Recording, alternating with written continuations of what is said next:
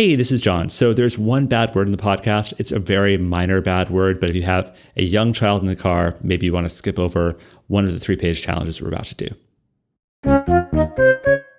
Hello and welcome. My name is John August. My name is Craig Mason. And this is episode 274 of Scriptnotes, a podcast about screenwriting and things that are interesting to screenwriters. Today in the podcast, we'll be looking at 3 new entries in the 3-page challenge. That's it. It's a really pretty simple episode this week. You know what? Good.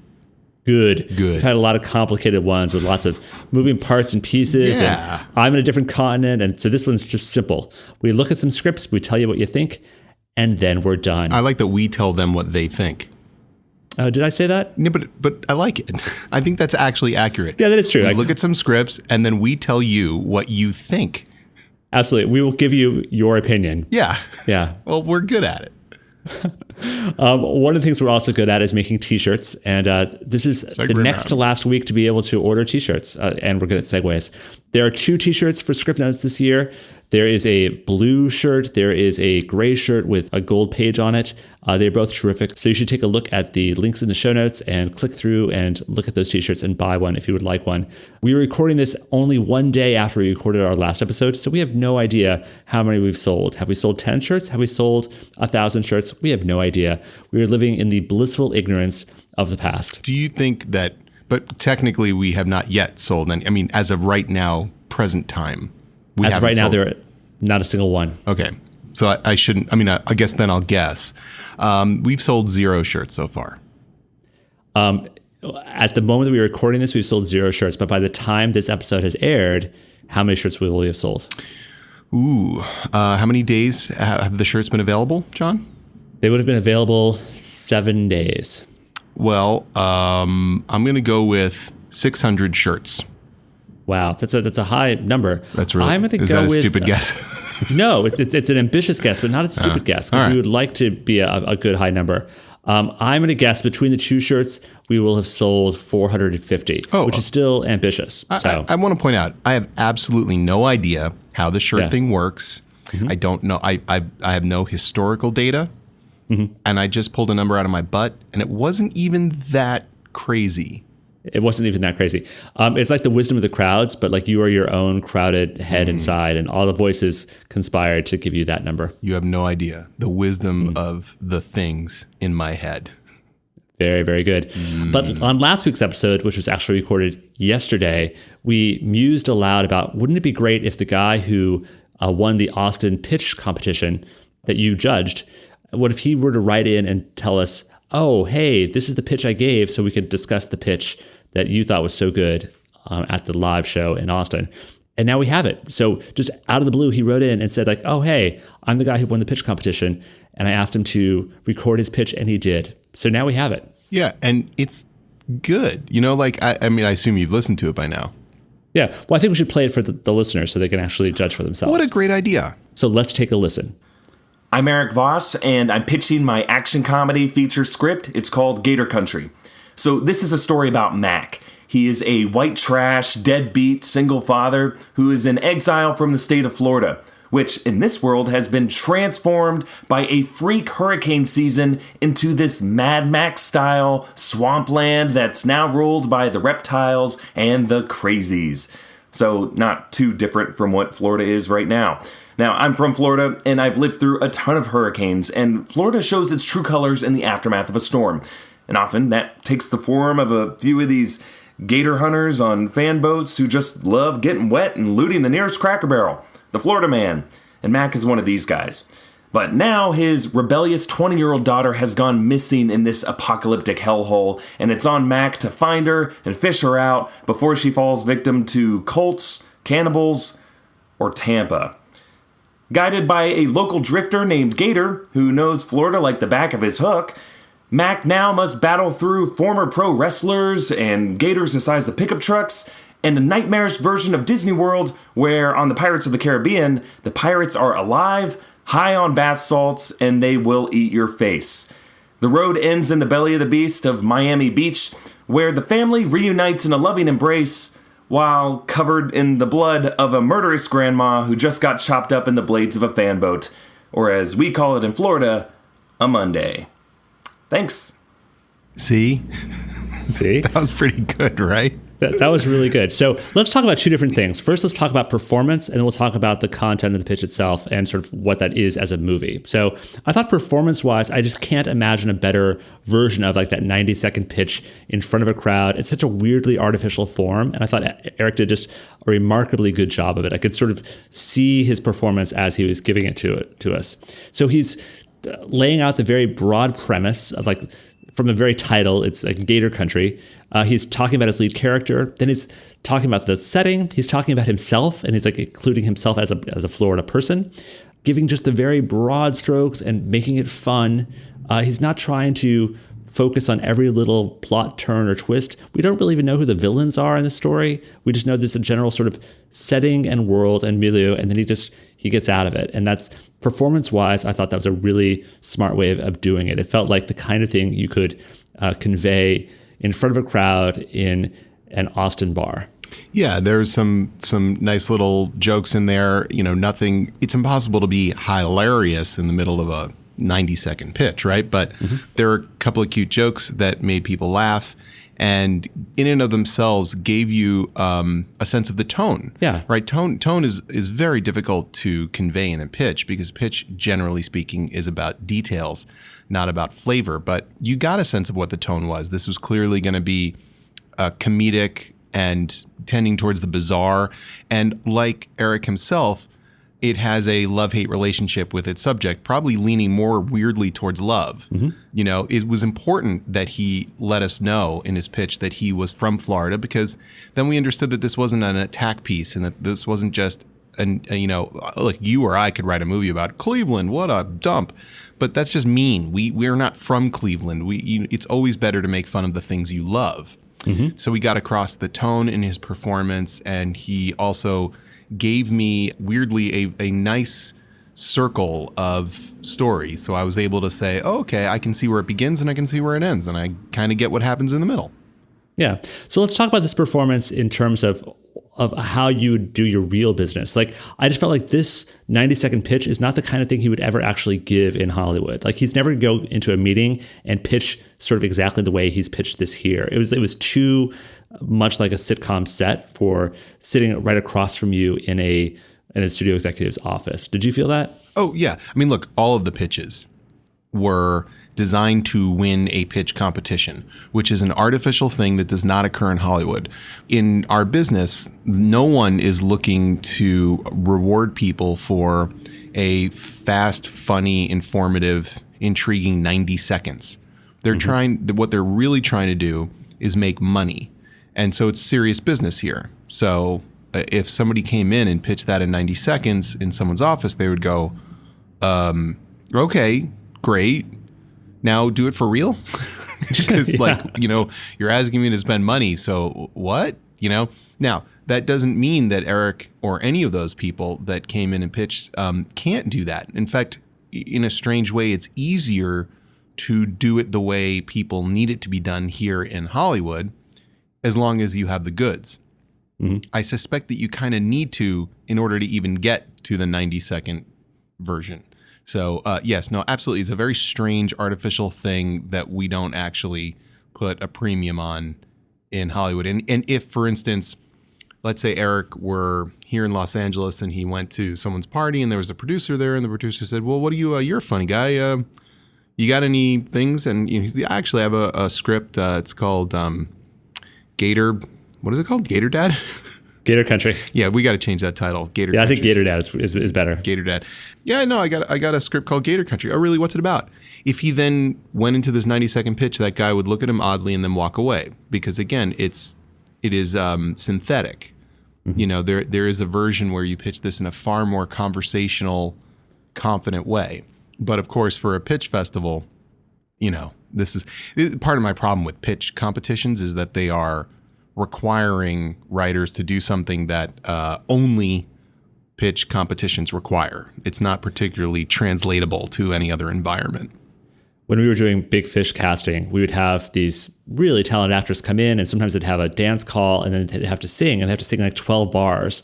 And it's just like, you really can't convey a song or really the energy of a song in 12 bars. You're basically just conveying like, I can hit some big notes and I can do these things. I can be quiet. I can be loud. It's such a weirdly artificial form. And yet in that artificial form, like Andrew Lippa could say like, oh, okay, that person could fit my needs for this one slot in the musical. And in a similar way, I felt like Eric's pitch was so bizarre and artificial, and yet I could tell like, oh, he's got something there. Like there's a good story there, but he's probably the guy who can write that good story. He was self-aware enough that it's like, I'm curious to hear more. I definitely agree though that if he were sitting across from an executive or even just at a party talking about the thing, he would want to have a version of this same pitch kind of thing that felt much more conversational and much less packaged than what we heard right there. Yeah, no question. But, as we sat and listened to all of the pitches that came our way, and there were 20 of them that evening, a number of them you could eliminate immediately with the simple remark, that's not a movie. Mm-hmm. Then some of them you could eliminate because, well, that is a movie, but I've seen that movie. Yep. Some of them were, okay, well, there were a few that were like, that's a great 90-second pitch. The movie doesn't sound like something I would actually go pay to see, but boy, I sure enjoyed that 90 seconds. There were a couple of those. Yeah. This one was really the one that hit everything. Mm-hmm. It was a fun 90 seconds. And also I thought it could be a terrific movie. And, what I said to him, we do our little American Idol brief review after each pitch. And what I really liked about this one was that I got a sense of character, mm-hmm. which is along with tone, incredibly hard to convey. And it wasn't like he got into the character of Gator Dad. I don't even know Gator Dad's name, right? But I think it was Max. Oh, there you go, Max. It doesn't matter. It could have been anything, right? It's just, I don't know what he looks like. I don't know how tall he is. I don't know what race he is. I don't know anything. But what I do know is that he has a daughter and she's a bit of a handful and he's going to go get her. Mm-hmm. And I understand implied in that is a character story and an ending that I will care about. And then a world that felt at the same time bizarre and unlike anything we know. And yet, oh yeah, I do know it. I can absolutely see that. Underneath it all, it's like, okay, you have a great idea. What if you do Mad Max in Florida with all of its mm-hmm. absurdities and then make a nice little, father-daughter story? It just felt like a nice whole piece. So to me, his pitch really was the one where I thought, oh, you could actually sell this. Yeah, I agree with it. And circling back to the Mad Max in Florida, so often a pitch will compare itself to another movie. And what was good about Eric's pitch is like we could see that comparison without him having to explicitly say it. Like we got what the vibe was. We sort of see like, okay, this is the scenario. It's post-apocalyptic for a different reason, but for flooding and such. Like we get sort of what this is. Every little detail he threw in there, especially about like the kinds of villains you're facing later on down the road, you also let you see like, okay, it's not just gonna be like one set piece. There's like a whole journey that's gonna happen here. And you can imagine the kinds of things that the dad's gonna be going through, the things that the daughter's gonna be going through, and the tone at which all these things are going to intersect. So I could see this as a movie, and I could also imagine like if he'd never pitched this, but had written a good version of this, it's the kind of thing that would get passed around because it's an interesting thing. It's sticky in the right ways. The good version of this is a Blacklist favorite. Yeah, I think so, for sure. And you're right that there was a lot of these evocative moments that made me think Mad Max, but he was smart to never say it, because the second you say, well, it's Mad Max in Florida, I go, okay, well, you can stop talking. I get it. You've borrowed another movie now. That's the danger of borrowing another movie. Absolutely. As a reference. You just suddenly don't feel very original at all. The other challenge of borrowing another movie for a reference is people will take too much from that other movie and say like, oh, but what about that thing or that thing or that thing? Like, the listener will sort of try to imply things that you're not really meaning to imply. They take the whole package with it, and like that's not necessarily what you want. So that's the challenge of using any other existing piece of material, be it a movie, be it a book, to describe the thing that you want to make, which is hopefully original. 100%. So cool. Thank you, Eric, for writing in and letting us share that with everyone. It was a joy to hear that pitch that evening, that crazy. And we heard, I will say for all the 20 people that we heard, they were all well practiced, and I could see why all of them had sort of made it through. Still think 10 seems good. It was a lot to throw at you guys. Yeah, 10 would have been nice. Yeah.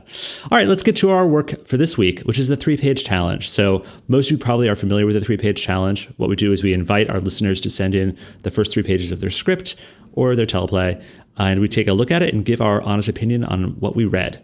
So as always, we invite you to read along with us, so you can find links to the PDFs of these scripts in the show notes.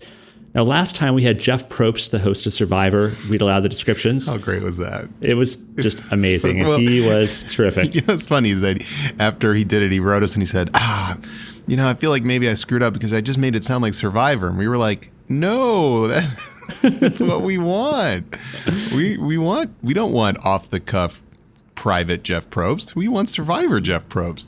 Yeah, it's so strange that his voice is so specifically Survivor. Like, you cannot imagine Survivor without Jeff Probst hosting it. And it's not like just a visual thing. Like, it's his yelling at the contestants to, like, swim faster. It was great. It's so cool.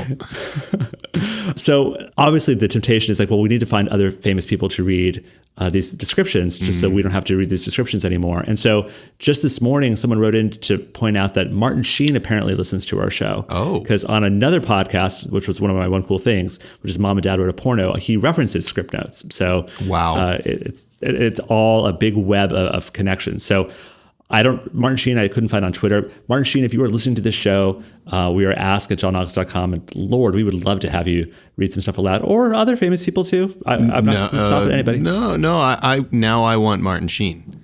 Yeah, just to have, because when you have a body of work like Martin Sheen does, which is vast through time, just like every year, there's probably 3 or 4 or 5 things. And I'm not even talking about the television stuff. I'm just talking about movies.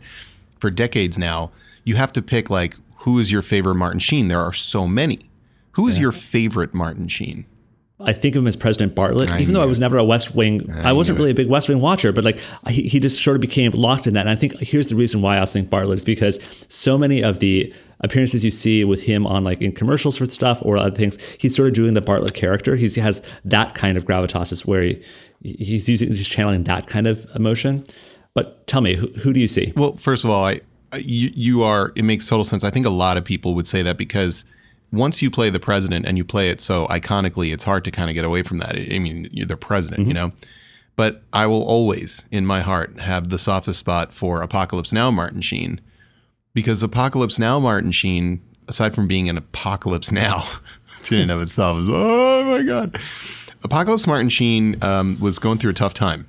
And Apocalypse Martin Sheen had some substance abuse issues, and Apocalypse Martin Sheen had a heart attack during the shooting of Apocalypse Now. That's right. I always forget that. And it's not like Martin Sheen was like some, fat, lazy dude. He was like whippet thin, and young. So, like, the kind of stress to lead to a heart attack at that age is extraordinary. And plus, there's that scene where he's destroying his hotel room, and he really does cut his hand really badly, when he smashes the mirror. And there's just incredible stuff going on in that movie with him personally, and then, of course, his performance is just amazing. He reminds me so much. Young Apocalypse Now Martin Sheen reminds me of young your friend and mine, John Gatins. They're very similar look. So I want Apocalypse Now Martin Sheen to read these things, but also because Apocalypse Martin Sheen has incredible voiceover in that movie. I mean, just like the greatest voiceover. He does. All right. So we don't have Martin Sheen this week. So I thought we'd try something very different, which is that you always make fun of me for being a robot. And yet you also make fun of me for never being able to speak proper sentences. And Matthew has to cut around all my mistakes. Right. So I thought we would try having a computer read these descriptions aloud. And how will we know it's not you? Well, because we're using female voices for all 3 of these. And also the computer won't mess up the words. The computer does mess up the words a few places, but I think it's adorable for that. So today we're trying 3 different voices by Avona, which is this Amazon company that provides voices for other developers. And so in this situation, I just pasted in the text. I didn't try to make it better or worse. I didn't listen for it, tweak the words. This is literally just what I pasted in the boxes. And we will listen to these voices read aloud the descriptions that Godwin wrote. So our first voice is Sally. It's one of the American voices. And she's reading the description for Relationship, written by Christopher Rock and J.R. Mallon. We open in a mall, teens flirting, old people mall walking. Then, An animal stampede breaks the peace. Puppies, kittens, the usual pet shop inventory, all followed by their liberators, 30-somethings Marissa and Dan. The culprits dodge 3 mall cops and celebrate their escape, only to find themselves surrounded by 10 real cops, who mace and arrest them. In court, Marissa and Dan are unrepentant, blaming the corporate world for their litany of charges, most of them alcohol-related. The judge brings up Marissa and Dan's past run-ins with the law, with the two declaring chaos is beauty at the bottom of page 3. Great. Craig Mason, what did you think of Relationship? Well, hold on a second. Let's talk with the voices. Yeah, let's talk about what I think of Sally. Oh, Sally. Sally, you saucy minx. Sally's into me. Yeah, so here's the danger. Like, this has become a podcast where, like, I present things that Craig lusts after. So last week it was the pinup girls. Now it's the female voices. So pretty soon we're going to put them all together and we're going to be living in Ex Machina here. So, well, I mean, it doesn't take much, apparently, for me to get going. Sally, alluring. Just an alluring voice. Okay, so relationship. Well, the pages are composed well. Mm-hmm. I thought things laid out nicely, a good mix of dialogue and action. I could see things pretty clearly. So there's basically 2 scenes we're looking at here. One is in the mall, and then one is in the courtroom. The courtroom got a little ticker tape to me, and what I mean by that is just runs of dialogue. Yep. And I understand that partly that's because it's a conversation between static people. All the more reason to maybe compress a little bit there. I guess my criticism is covers all of this. Marissa and Dan are apparently the same person. Mm-hmm. They have different names, but they're both playing Bill Murray in a 1970s comedy. Everything they say is a smart-ass comment. Yep. It never stops. They're relenting to the point where it's almost like a sketch where you expect the judge to be like, wait, do you only respond in wisecracks? That's it?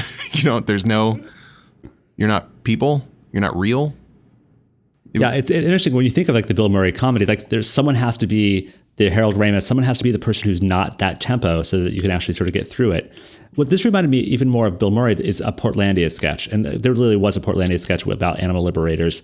And so the characters that Carrie and Fred play in Portlandia feel like these kind of characters who are always just like so hyped up and they're sort of joke factory.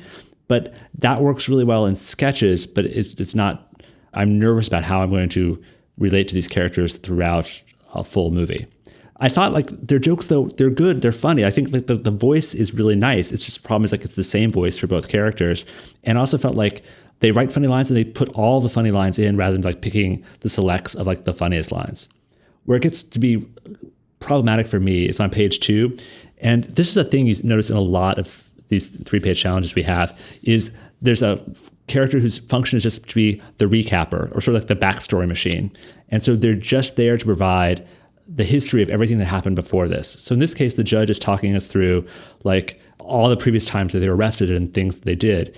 But I didn't believe him at all. I didn't believe that this person actually existed or that he would be kind of indulging them to he'd just be setting up, things for them to have funny lines to shoot down. So I would want to cut most of page 2 and the top of page 3 and get to the real action here. Yeah, so Judge Exposition certainly does his job. We all struggle with exposition, but there are some things you can do to hide it a little bit better. One thing, it's a real simple thing, is ask yourself how exposition in actual life happens. Mm-hmm. So here we have a judge who has seen these two before. They are recidivists, as it were. Mm-hmm. And he does not appear to know who they are. He is talking to them as if he's never seen them before. He is startled by what they've done. And then about a page later, he says, oh, no, I know who you are.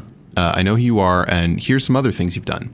Well, did he not know who they were before that? So that's why the info dump is very shocking. It is incongruous to his behavior prior to it. So my suggestion, I'm just going to read aloud an edit here that could get us through the scene a little faster. So Dan Ryan, Melissa Lockman, your escapades, our icecapades, escapades. Still hearing icecapades. Do either of you have a problem with alcohol? Jump right down to that. because the charges I see here include public intoxication, open container, disorderly conduct. If you're going to recap, he can be looking at the list right there. And then we can get through to these aren't animal liberators. These are troubling drunks who do this crap all the time. Right. That creates actual conflict in the meat of the scene rather than just setting up at punchlines. Yeah. And if you want to get into the fact that they've been here before, I think it is reasonable for him to, after their third quip or something, say, look, I want to be really clear. This isn't like last time. Okay, last time, and you know what you did. And then one of them could say, we didn't do anything. You punched Chuck E. Cheese. Not the Chuck E. Cheese, but, one of his representatives. This isn't like last time. There's no more letting you off the hook. We're now on the hook, right? So there's just a natural way to express a prior relationship that isn't announcing the existence of it and detailing it for the sake of the audience. I'm just not sure the judge is the right character for that discussion. In some ways, is it the public defender? Is it the attorney? There's someone else that they have to sort of deal with that would make more sense than the judge. I just didn't buy the judge being sort of engaging with them on such a low level to some degree. I actually completely agree with that. And in fact, want to warn everybody, if you're writing a comedy, and this is a comedy, it seems to me, really think twice before you put a judge in it. Because judges at this point are the corniest of comedy characters. We've seen 14 million versions, all of whom basically do the same thing. They get fumpity and frustrated with a far smarter and far funnier defendant, which tends to undermine the any dramatic threat. It's just hard to do those things. It's better to have the scene where they're just walking out of a building and it's like, well, that did not go well. They're just complaining to their lawyer. They're like, you told us that you could, get us off. And he's like, well, you did not tell me that you also did these things. So anyway, enjoy jail. You don't need to do this scene. But the lines are funny. You know what? I think it's just I like salt. I just don't like eating salt with a spoon, Yeah. Years ago, John, I was hanging out with some people and they were all in the Groundlings, not the actual troupe, but they were taking classes at the Groundlings. Yeah. And I was not taking classes at the Groundlings. And we all went to see the actual Groundlings show, which was really funny. I remember Will Ferrell was in it because he hadn't yet gone to Saturday Night Live. And I was like, oh my God, that guy's hysterical. And afterwards we went out to dinner and these improv students were so keyed up from the experience of seeing the Groundlings that they just wouldn't stop improving. And I wanted to die. It was terrible. I specifically remember walking down the street with them to a restaurant and we pass a phone booth. That's how long ago this was. And one of the guys opens the booth, picks up the phone and goes, hello? And then hangs it up. And I thought, there's nothing funny about that. You're just being wacky now. You're being pointlessly wacky. Mm-hmm. And I started to feel that way about these two characters. They're just being pointlessly wacky. They don't seem to have any conflict with each other. They don't seem to ever disagree about anything. They don't even seem to really be living in our world. They just seem to be little irony machines moving through it. And yeah, if you're doing sketch, oh my God, go for it. Perfect for sketch. Yeah, because it's going to be over soon, right? But this won't. Yeah, and so I agree that the actual dialogue lines, some of them are really good and funny, and I can see them working well in a sitcom situation where you're pitching a bunch of alternate lines for things. I can see them, these guys being really great on a staff, putting together the funny for something.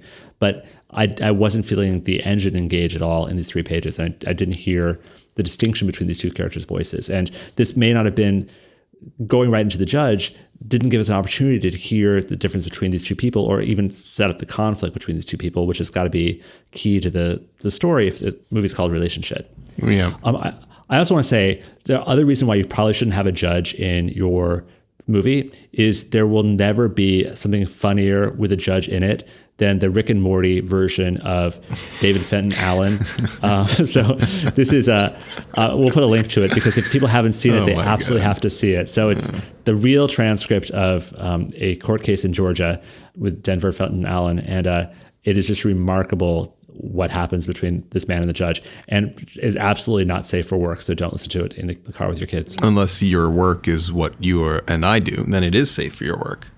Totally. All right, let's get to our next script here. So next up, our voice is Amy. She's one of the UK voices, and she's reading the description for Roommates, written by Astrid Noel. All right, let's take a listen. 32-year-old Whitney sits on the toilet as her roommate Kai walks in on her and proceeds to brush her teeth. Kai complains about Whitney's curly black hairs littering the bathroom floor. Whitney fires back by producing Kai's own long red hair. Whitney tells Kai she's not comfortable sharing the bathroom while taking a piss. Later, Whitney tries in vain to block out the moaning coming from Kai's room. She confronts Kai and her lover, asking them to keep it down. We flash back to Whitney and Kai inspecting the apartment as potential roommates and seeming to agree on everything, including the importance of quiet. And that's the end of page 3. Well, Amy does not do for me what Sally did, to be honest with you. That's so fascinating. So I thought the voice in many ways was more natural, but it doesn't provide the tingle that Craig needs. No, it's not arousing at all. It's actually kind of bumming me out. So Amy's voice reminds me of our script supervisor from Go, who was phenomenal and sort of helped keep that movie together during all its tumultuous shooting, and had that sort of patient, it's not a school teacher voice, but just like a level, calm, nothing was going to rattle her. Yeah, the stereotype of the English person with the stiff upper lip, but then throw in like a whole bunch of Librium or something. Just really, really just, the Germans are bombing. Oh, well. Yeah. Creepy. Yeah. Creepy.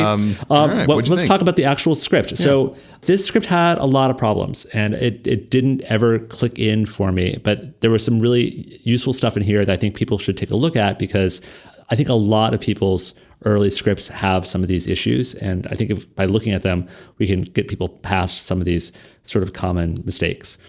I had a hard time just even getting started in the script. And some of it was just how we meet the characters on the page. Whitney is already in the bathroom. Kai walks in. Kai has this huge long intro that sort of takes a while to get through. So let's talk about Kai's intro. Kai, aka Gertrude, 22, white, barges in and startles Whitney. Kai is wearing an oversized Bob's Burger t-shirt. Kai waves at an appalled-looking Whitney and proceeds to brush her teeth. Whitney's grabbing toilet paper when Kai faces her, and then we get into the dialogue about the hair. There was sort of weird subject verb. Like I had a hard time really quite understanding like what I was looking at, or sort of whose movie I was in for a while. Did you feel that? Well, I felt something wrong. Yeah. I think for me, the problem was that the style of introduction and length of introduction was incompatible with the action that you were asking me to envision in the movie, which is somebody barging in on somebody peeing. Mm-hmm. You barge in, you start talking, right? Yep. So she walks in.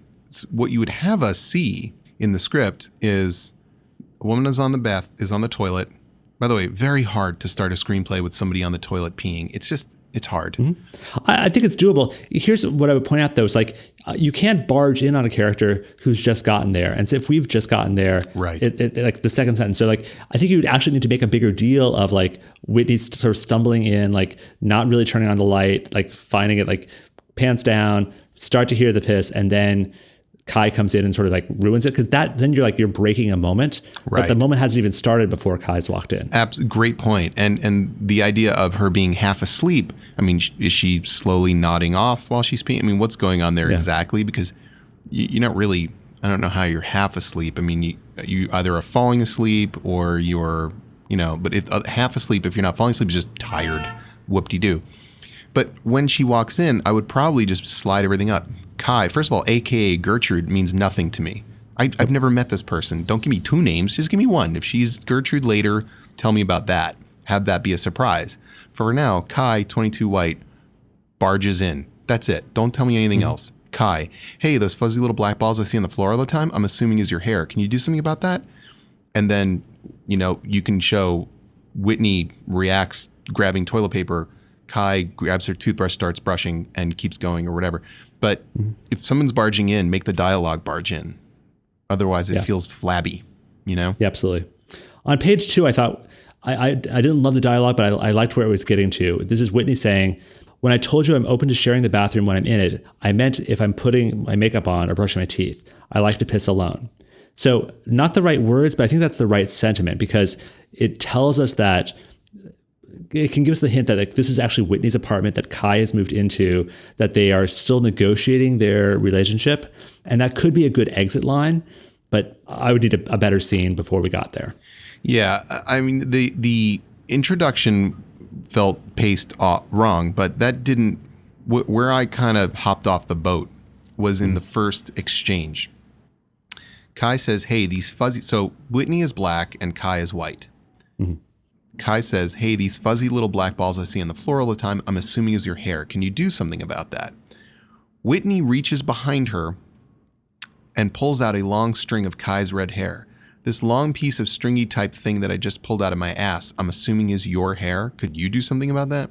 So a couple of problems here. One, what does it matter to Kai that the hair are fuzzy little black balls? And by the way, I'm not sure that black people's hair accrues on the floor in fuzzy little black balls, but regardless, I know for sure, because I am white, that white people's hair doesn't end up in other people's butts. It doesn't. Our hair doesn't have some weird magical thing that climbs up other people's butts. So Whitney, and there's a weird typo here where there's a plus after her Y in her name, but Whitney reaches behind her. Now, I think she means behind herself, right? Because you got to be careful with these pronouns when you're talking about two people of the same gender. You got to be really clear about that. Always ask, like, what is there confusion possible? Reaches behind her and pulls out a long string of Kai's red hair. If she knows that Kai's red hair is either up her butt, in her butt, around her butt, none of which, by the way, or on the toilet seat. Or on the toilet seat, exactly. None of which I believe. She should have handled it already. She shouldn't be waiting for the opportunity to spring it upon her roommate like a bon mot, because no one wants to sit on someone else's hair or have someone else's hair on them. It does not make sense. And if this sounds like, but in some ways, I would love the movie in which that did make sense, where Whitney is like walking around with her roommate's hair up her ass, waiting the whole time. For the day. Yeah, that'd be great. I mean, it's no Gator Man, it's no Gator Dad, it's no Gator Country, but it's a thing. It's its own thing. Like, haha, finally, I've been waiting for years for you to complain about my hair, so I could show you this.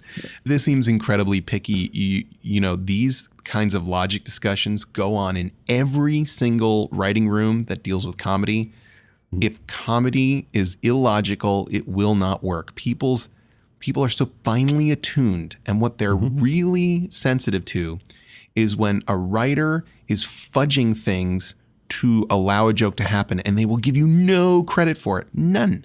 Because they can see that you basically warped your world to be able to say something that you thought was funny.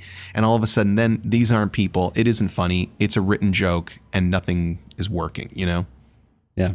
A similar kind of thing happens in page 2. So middle of the page, we're in Whitney's room. And so it's a nest of elegance filled with antique furniture and expensive art. Who is Whitney? How does she have all this money? Why, if she has all this money, why does she have a roommate? But so she's reading a book, The Short History of Nearly Everything by Bill Bryson. But inside it, there's she's reading another book actually inside of it, which is Lord of the Hissy Fit by Elizabeth Bain. But if you're alone in your room, why are you doing that trick that no one actually ever does of one book inside the other book? It felt like we're in a movie, I guess. It was a really frustratingly false moment to me. Also, you know, now you're the director and you're like, okay, I got a shot here of this woman. She's reading a book, but there's a book inside the book, and they need to see the cover of the book that's inside the book. How do we do that? Exactly. How do we know that the book inside is Lord of the Hissy Fit? These are the annoying questions that we ask. But, you know, so A, no reason for her to be disguising it from, I don't know, God. B, it's goofy and, generally sort of hacky. And C, what comes after that is, again, something we've seen many times. Oh, no, my roommate is having loud sex. But I got so confused because generally speaking, in my mind, when you're reading one book, but you've hidden a book inside that is a trashy romance novel, and then I hear the next line is literally, it starts in low, but then starts to grow, the sound of sexual moaning. In my mind, I'm like, oh, okay, Whitney's jerking off to Lord of the Hissy Fit. But no, she's not. She's hearing her roommate. So I don't understand, like, I got confused too. Yeah. I even got confused, like Kai and her lover are hanging out on swings as they go at it in an impossible position. Is her lover male or female? I have no idea. We never got a pronoun. Oh, yeah. I don't know what's going on. Yeah. And that feels like an important information on page 2. And then at the bottom of page 2, we have a flashback, which we'll call a Jabongwe jump, but because it's not a Stewart special, because the whole thing doesn't take place in the past. It's just a jump cut. This is a Jabongwe jump, where we see Kai and Whitney sort of first looking and like sussing out whether they should be roommates. So Astrid has chosen not to start with the scene or start with a version of the scene. But honestly, I think you'd be better off with a version of the like, hey, like, you know, maybe we could be roommates, or like, hey, like, what do you think of this place? I know it's a little generic, but it's also a chance to meet our two characters before they are at each other's throats. And I suspect the premise of this movie called Roommates is about the relationship and the tension between these two women. So seeing them in their natural state before they become roommates would probably be very helpful. I'm actually curious to see a version of the story that is about the black roommate and the white roommate and sort of issues that I haven't seen explored in movies a lot, which could be great. I wasn't getting a sense that I was going to get that movie in these 3 pages. Yeah, I mean, part of the problem with stories about roommates is that almost all sitcoms are about roommates at this point. Mm-hmm. So you're competing with, I don't know, about 1,000 different storylines and situations that we've seen on television for free. And you're asking us to go see a movie which must turn on some kind of special drama. Yeah. If you are going to open a movie and then do a Jabongwe jump, then the thing you open on must be quite startling, I think, to deserve the jump. Otherwise, you're just showing sort of here's these two and they're kind of the drudgery of being roommates. Flashback to the drudgery of being roommates. You know, it's just, it doesn't give you enough to work with there. But I could not help but escape a general sense of predictability here. Even the scene where they meet on page 3, which I think you're right. I mean, there's a way to open this movie where first we meet Whitney and see why she has a apartment full of all this expensive stuff, but needs a roommate. What's going on in her life? Why is this important to have one? Why does she need it? In what sense is she being hoisted by her own petard by getting a roommate? All these things. But when Kai comes in, their discussion, it's so obvious to any normal person that the way Kai is talking indicates this will be a bad roommate. And Whitney doesn't seem to get it. And that's no bueno, you know? Yeah. If she's fooled, we should be fooled, right? We want to feel like she's capable enough, or at least as capable as we are in the audience, to suss out that somebody is probably bad news. Yeah. So here's Whitney's dialogue on page 3. So Kai says, "Brah, I really like how all the rooms have a fireplace. Classy." Whitney says, "They're not functional, but there's nothing like spending a quiet evening admiring the aesthetics of it all over a cocktail. Which reminds me, do you consider yourself quiet?" Felt, forced, and written. And I couldn't picture the character who's saying that. So I think you're going to have to paint me a better picture of who Whitney is before you give her that kind of Frasier-like line. Because I just didn't see a universe in which she quite existed, or existed in a way that she would be possibly inviting this other woman into her apartment. Yeah, and it's particularly incompatible with the way we meet Whitney 2 pages prior, which is on the toilet. Yeah. It's not like Frasier doesn't pee. He pees. We all do. But that's like something that you hold back for later because he's so prim and proper. And this does sound like a prim and proper person who uses words like aesthetics. Yes. Which is one of my favorite words. But you don't see me peeing, do you? No. Nope. Never. Never have, never hope to. Nope. Nope. You won't. All right, let's get to our third and final script. And this time we have Emma, another UK voice, reading the description for Popups Lives Alone by Isaac Lipnick. Let's take a listen. Popups sits next to his wife's hospital bed holding her hand. His wife passes away and he pulls the plug, telling her goodbye. In the synagogue, Popups drinks at his wife's funeral and at her burial. After the funeral, Popups plays gin rummy with his grandson Benny, whom he tells the story of how he caught Field Marshal Rommel by luring him out of his camp with kugel, his favorite dessert. Meanwhile, Popups' daughter frets about her father's living condition, knowing he'll refuse to move out of his home. Sure enough, when Rachel pitches the idea, Popups shoots her down, reminding her he'll be fine. He can always call on his neighbor Edna if he needs help. He leaves to go to the bathroom, but is immediately surrounded by mourners. And that's where we're at the end of page 3. Well, first, quick review on Emma. Mm-hmm.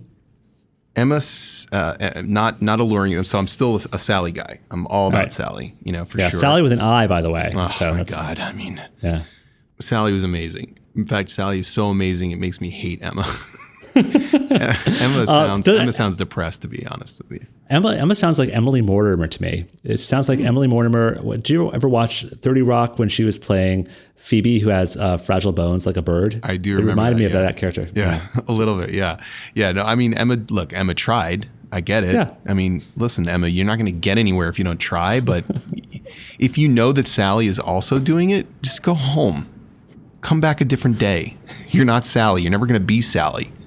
I think in some ways, though, Craig, someone could really object to how you're treating these women because, yes, they are not real. They are just computerized voices. But like they will one day will have feelings, too. And you're basically you're judging them based on how much they excite you. And that shouldn't be it. It's how well they're doing their job, which is their job should be to communicate to our listeners a summary so that we don't actually have to read these summaries aloud. Well, I don't have a great track record in the way I treat fictional female characters.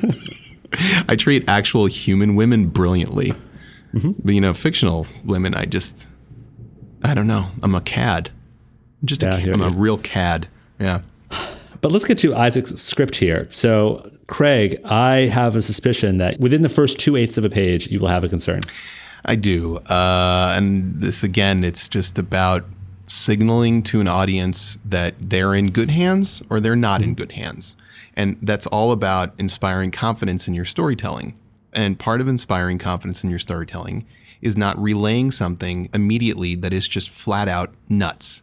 And in this case, what is flat out nuts is that Popups is with his dying wife, the heart monitor flatlines, and he pulls the plug. No, you don't pull the plug because you've seen TV and you know that no, a lot of times what happens is people come in and revive that person. But even if they have a do not resuscitate, you don't touch the plug, sir, because you might go to jail for murder. You can't do that. And everybody knows you can't do that. Everybody knows in the world that a guy sitting next to a dying woman doesn't go, all right, well, let me pull the plug. No. Let me give you a scenario which that character could do that. And so if we saw it flatline and we're there for like a really, really uncomfortably long time and he's looking around and he's like, does he go to the door? He's like, doesn't know what to do. And like no one seems to be coming. And eventually he pulls the plug. I would buy that scene, but it would have to be like a really long, uncomfortable moment. And until finally we would say, oh, thank God he pulled the plug. Yeah. But if he pulls the plug within the first 10 seconds of that drone, he's a monster. Or one. I mean, look, it's not like pulling the plug like she's on an iron lung or a breathing machine. It's not it's just the monitor, right? It doesn't impact her state, but you don't touch medical equipment in a hospital. If it flatlines, we understand unless you're in some kind of weird war zone where everyone's going crazy, someone will be in very, very shortly to turn it off. Yep. And in fact, what I would find so much more human and revealing is if I'm there and my wife is dying and it flatlines and it's going beep, and I just put my hands over my ears because the sound of it is awful. But I I don't turn that off. Mm-hmm. So I got angry immediately. Yeah. I can sense that. So let's move ahead, though, in the script. So we're at the synagogue. The cantor sings the mourner's Kaddish, the gravesite. Then we're in Popup's living room, and we're here for the rest of the script. We're here for the rest of the 3 pages. And so this is all the mourners back at the house. There's schmoozing and noshing. This is just kidding. I really wish that I actually think that the computer voices would probably do a better job saying some of these words than you would, because you're from Colorado. I'm from Colorado. So what have I said wrong here? Well, it's Kaddish, not Kaddish. The mourner's Kaddish. Kaddish. Yes, but schmoozing and noshing, you nailed those. I did. It's all because of Noah's Bagels. They taught me how to say those words. So Popups is playing gin rummy with Benny, his youngest grandson, who worships the ground he walks on. Benny has no age. Benny needs an age. Well, he's going to get an age later. Not good. Does he? Yeah, that's the problem. So, when I read this, like you, I just said it's Popups is playing gin rummy with Benny, his youngest grandson. I'm like, okay, he's gin rummy. It's a grandson. He's probably 13, 14 years old. Later on page 3, Rachel says, I told you not to play for money with him. He's only 6. Now, whoa. Here's the thing. I got the feeling that Isaac was trying to kind of make a joke reveal over something that would not be a joke reveal in a movie, because we can see the kid there. We have to know that he's 6 years old from the start. You can't do a weird misdirect on something that only works as a misdirect for the blind, Putting Benny's age here greatly changes my reaction to some of the things he's saying. So like when Pops is saying like, I ever tell you about how me and Lenny caught Field Marshal Rommel? If you're saying that to a 6-year-old, it's a very different experience than saying it to a 13-year-old. Like a 13-year-old like kind of rolls his eyes. A 6-year-old is like, I don't know what a Field Marshal or Rommel is, but okay. It's a very different experience. I will say, and I suspect you had the same instinct, is whenever you have an old man starting a story with like, did I ever tell you about this time when? You immediately think of Grandpa Simpson. I mean, it's very much that kind of like, I know the stock version of the scene. And unfortunately, I wasn't getting a very different version than the stock version of that scene. Yeah, it's an old man telling a baloney story to a kid, and it's a bad baloney story, I got to say. Well, look, first of all, as a Jewish person, I understand that a lot of what's going on here is the conveyance of the cultural experience of multi-generational Jewish family. And this is sitting Shiva, which is the traditional thing you do after a loved one dies. And there's all these little things that are very much, the covering of mirrors and people coming over and the food and all that stuff, and kugel, lots of kugel talk. But it almost feels weirdly like it's Margaret Mead describing a Jewish gathering, I mean, it doesn't feel confident. It's like so much like, here's this, like the thing about the kugel and the kind of kugel and the sweet kind with raisins and apricots and I'm going to talk about Nazis and we're playing gin.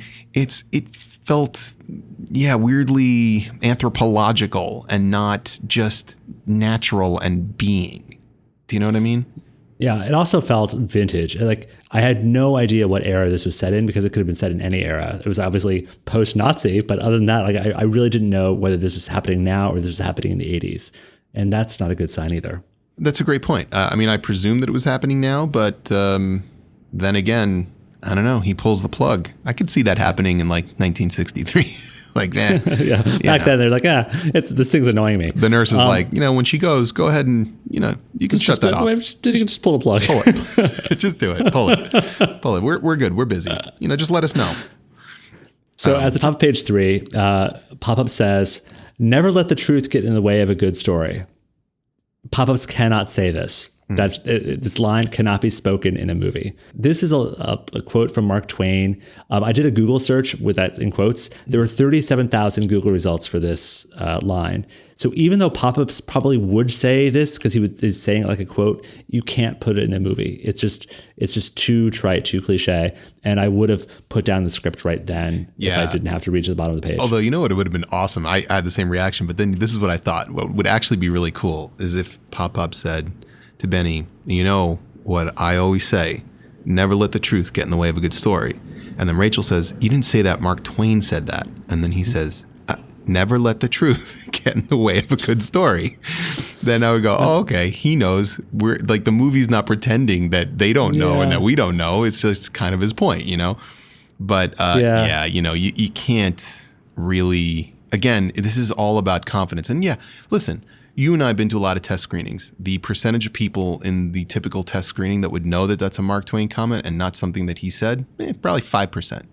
Yeah. But that's a lot. That's a big 5. But that 5% though, even if they didn't know Mark Twain said that, they would have heard that before. It's just an old thing. Yeah, no, I agree. And it's a clam. So Craig, like, you can put a hat on a clam, which I thought you did a very good job of putting a hat on the clam, but it's still a clam. Yeah, you can put a hat on it. You can put a beard on it, whatever you want. Totally. But I agree. Even if you don't know, even if you've never heard it before, actually, how about this? It still sounds like some kind of, I don't know, what's the word? Epigraph? Is that what you call these things? Yeah. It feels like a crafted little bon mot, not something that somebody just says. And none of this is helped by the fact that they are having the most mundane adult daughter, aging widowed grandfather or widowered father discussion of all time, which is, you're alone now. You shouldn't live alone, Daddy. Come live with me. I don't want to. I'm fine on my own. Again, but I think that is so cliche that if Melissa should die before me and I'm really old and my daughter comes to me and says, Dad, you really can't live alone, I'll say, you know what? I want to, but I cannot bear to have the boring conversation with you about how I'm fine, I shouldn't. So, you know what? Yeah, okay. I'll go live with you just to not have that incredibly cliched argument. We've just seen it so many times. I will say, though, that I did like Edna. Edna was cute. I wish that... I liked Edna, too. He needed to help me. So I got to Edna on page 3. So Edna comes by on page 2 and says, I'm so sorry for your loss, Adrian. If there's anything I could do, I'm just down the street. Then she heads off. He goes back to his story. Then on page 3, Edna comes by. I am so sorry for your loss. If there's anything I could do, I'm down the street. I know where you live. So we get it. Oh, okay. She's got dementia or something. But when I got to page 3, I was like, wait, who's Edna? How does he know she's down the street? And then I had to go back because it wasn't like her line was particularly interesting on page 2. We needed, I think, a little bit of direction there of like, Edna walks back up again. Weirdly, her expression hasn't changed, and give me something so I'm like, oh yeah. Or give me something when she walks over. Edna, an elderly neighbor, approaches Popups with her walker. Give me a little bit more there just so I know, like, pay attention to Edna. This might matter. Something, but it was a cute moment. It's the right idea for sure. So it's a senior with memory loss who's repeating. She's sort of doing a Dory, and that's great. It's a nice idea. What I had a bigger problem with on the top of page 3 is like Pops gets through his story, and so while he was telling his story, the daughter Rachel was talking with a family friend about like, oh, Pop, he can't live alone.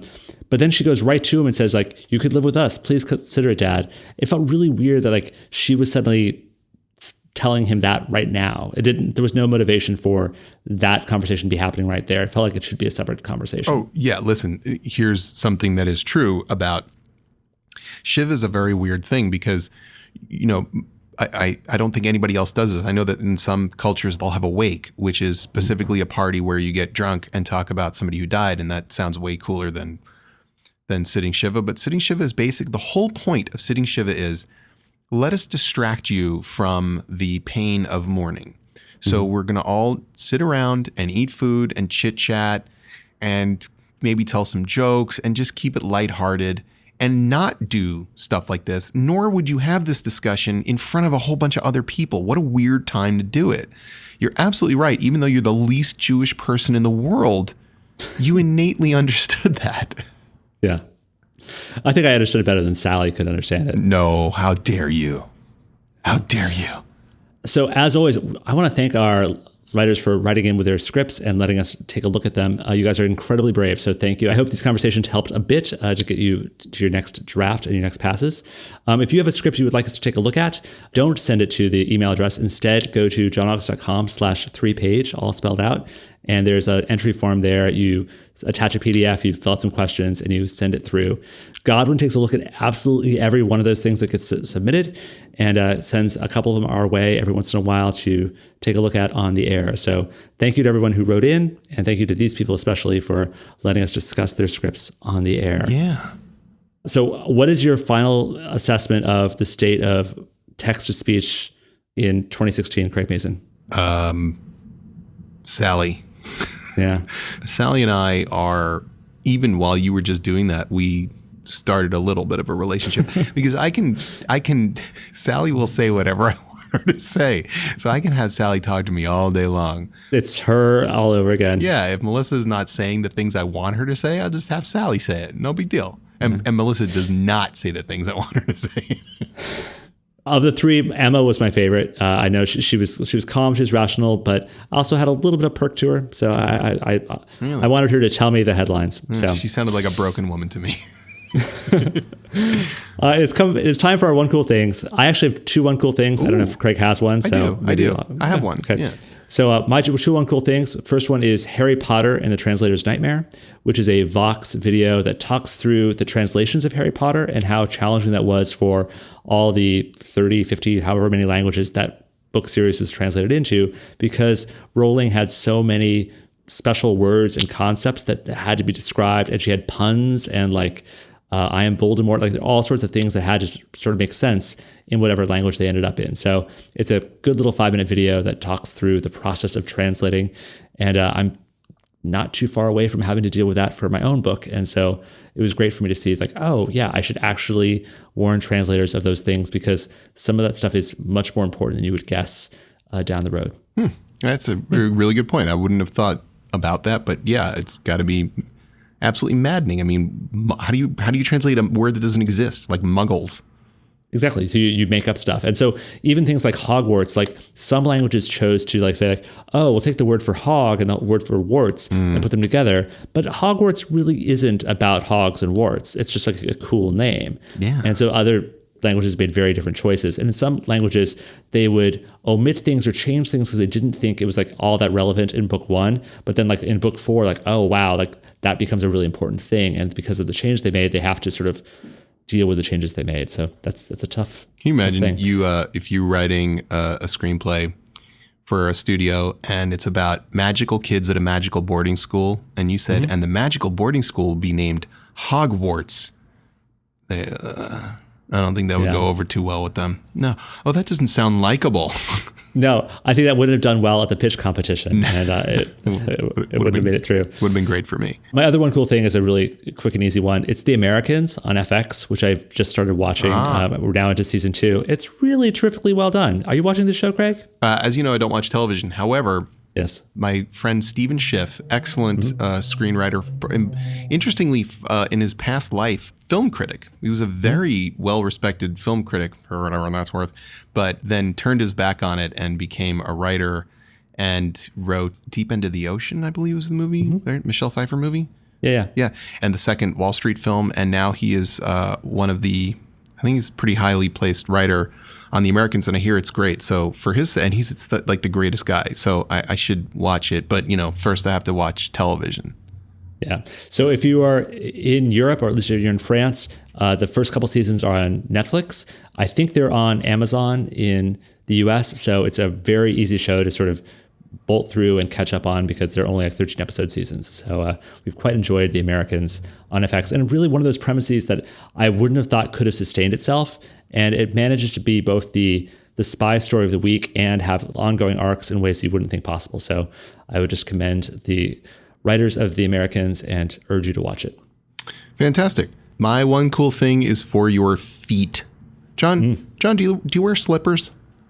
I never wear slippers, so convince me why I should. Well, I can't really. It's either you're a slipper person or you're not. I don't wear anything out of the house that's like, I don't wear like sandals. I don't wear any of that. I like, give me a proper shoe or sneaker or something. But when I wake up in the morning, I won't put my slippers on. Feels so good. So I got these slippers that are just the best. And slippers, you buy them once, they last you 10 years, right? I'm so in love with these. They feel so, every morning I'm happy to put them on. So it's made by UGG. You know UGG, like UGG boots? I know UGG, yeah. UGG. Yeah. I'm the last person you'd think would know about UGG. And they only know about it because, Melissa said, oh, you should buy something like UGG probably has a good She was right. So the UGG Australia men's Ascot slipper. Australia may just be, I don't know. I think it's just Ascot slipper. That's the key. So do these slippers have a heel? Do they go back behind your heel, or you just slip them on? Okay. No. Yeah, because I can't stand the ones that are just like these spa slippers. No. I would never in my life ever do that. That's horrifying to me. Like anything that makes a flip-flopping noise is anathema. No, this is more like moccasin style. Yeah. It's suede, but the inside is all, now what I would call, the inside I would call like fluffy white stuff, but apparently the word for that is shearling. Oh, how nice is that? Yeah. So the inside is shearling and the outside is a nice suede. And yes, it's full coverage, super comfy. John, I feel like you would love these. What size foot are you? I am a size 11 and a half. Okay. We have the same size feet, which is great. So we can share shoes now. God, that's my dream has come true. You have access now to my vast collection of 4 things, but size yourself up a little bit on these. Go for the 12. Go for the 12, okay. John. I think you will be thrilled. All right, I might even try them here in France to get into the slippering of it all. Try them in France. That's our show for this week. As always, our show is produced by Godwin Jabangwe. Yeah. It's edited by Matthew Chilelli. Uh-huh. Our outro this week comes from Rich Woodson. If you have an outro, you can send it to us at ask@johnaugust.com. That's also the place where you send your questions. On Twitter, I am at John August. Craig is at CL Mason. You can find us on iTunes. Just search for Scriptnotes. That's also where you'll find the apps in the applicable app stores. You can use the apps to access scriptnotes.net and get all of our back episodes where we talk about many of the things and all the old 3-page challenges. You can find show notes for this episode and all episodes at johnaugust.com. That's where you'll find Craig's magical slippers. It's also where you'll find transcripts. We get them up about 4 days after the episodes air. In the sidebar or at store.johnaugust.com, you can find the USB drives that have all of the old episodes. But more importantly, you need to order your t-shirts because this is the last week for ordering t-shirts. So get those orders in and they will print them up and you will have them on your back before Christmas, which will be great. So Craig, thank you for another fun 3-page challenge. Thank you, John. Have a great day. Bye.